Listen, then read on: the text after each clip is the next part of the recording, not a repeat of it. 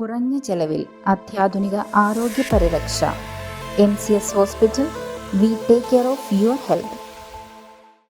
നാടിന്റെ സ്നേഹവായ്പകൾ ഏറ്റുവാങ്ങി LDF സ്ഥാനാർത്ഥി ആന്റണി ജോണിന്റെ പര്യടനം. മാമലക്കണ്ടം എളംപ്ലാശ്ശേരി ആദിവാസി ഉന്നതിയിൽ നിന്നാരംഭിച്ച പര്യടനം വടാട്ടുപാറയിൽ സമാപിച്ചു. നാടിന്റെ ആകെ സ്നേഹവായ്പകൾ ഏറ്റുവാങ്ങി LDF സ്ഥാനാർത്ഥി ആന്റണി ജോണിന്റെ പര്യടനം. മാമലക്കണ്ടം എളംപ്ലാശ്ശേരി ആദിവാസി ഉന്നതിയിൽ നിന്നും രാവിലെ 7:30 ആരംഭിച്ച പര്യടനം വടാട്ടുപാറയിൽ സമാപിച്ചു.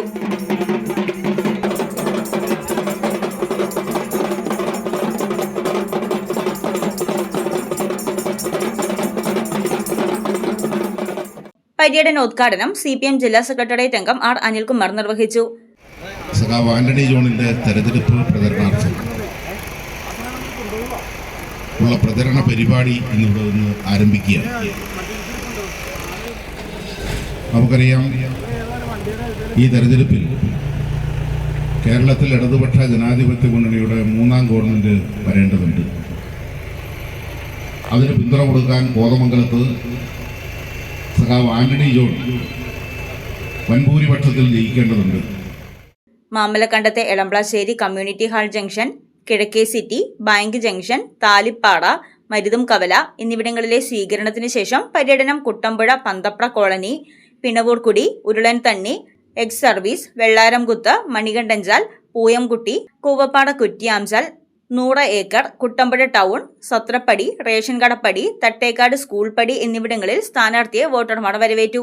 തുടർന്ന് കീരമ്പാട പഞ്ചായത്തിലെ കൂരിക്കുളം, MP നഗർ, കോറിയ, ചാരുപാട, കൂവപ്പാട, പാലമറ്റം, വെളിയൽച്ചാൽ, നാടുകാണി, തോണികണ്ടം, കാഞ്ഞിരംകുന്ന്, ഊഞ്ഞാപ്പാട, കീരമ്പാട, പുന്നേക്കാട്, കൃഷ്ണപുരം, ചെങ്കര എന്നിവിടങ്ങളിലൂടെ പര്യടനം കടന്നുപോയി.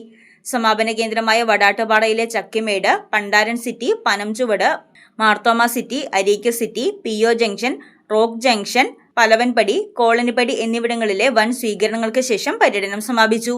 നൂറുകണക്കിന് ആളുകളാണ് ഓരോ കേന്ദ്രങ്ങളിലും സ്ഥാനാർത്ഥിയെ കാണാനും പിന്തുണ അറിയിക്കാനും എത്തിയത്.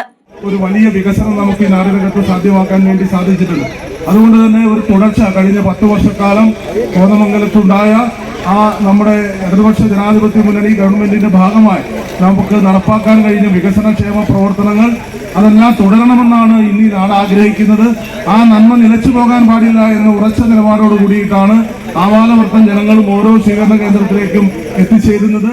Mamalakandam election committee chairman MV Rajan അധ്യക്ഷത വഹിച്ച യോഗത്തിൽ നിയോജക മണ്ഡലം election committee chairman PT Benny, CPM ജില്ലാ സെക്രട്ടേറിയറ്റ് അംഗം ഷാജി മുഹമ്മദ്, ഏരിയ സെക്രട്ടറിമാരായ KA Joy, AA Anshad, Kerala Congress M സംസ്ഥാന സെക്രട്ടേറിയറ്റ് അംഗം റോണി മാത്യു, ഇന്ത്യൻ സോഷ്യലിസ്റ്റ് ജനതാദൾ ജില്ലാ വൈസ് പ്രസിഡന്റ് മനോജ് ഗോപി, കേരള കോൺഗ്രസ് കറിയ നിയോജക മണ്ഡലം പ്രസിഡന്റ് ഷാജി പീച്ചക്കര, കേരള കോൺഗ്രസ് B നിയോജക മണ്ഡലം പ്രസിഡന്റ് ബേബി പൗലോസ് തുടങ്ങിയവർ പ്രസംഗിച്ചു. News desk Muvattupuzha news. എന്റെ കാഴ്ചയ്ക്ക് ചില ബുദ്ധിമുട്ടുകൾ അനുഭവപ്പെടാൻ തുടങ്ങിയത് ഈയിടെയാ. ആദ്യം ടെൻഷനായി. മകളാ പറഞ്ഞത് അഹല്യയിൽ പോകാൻ.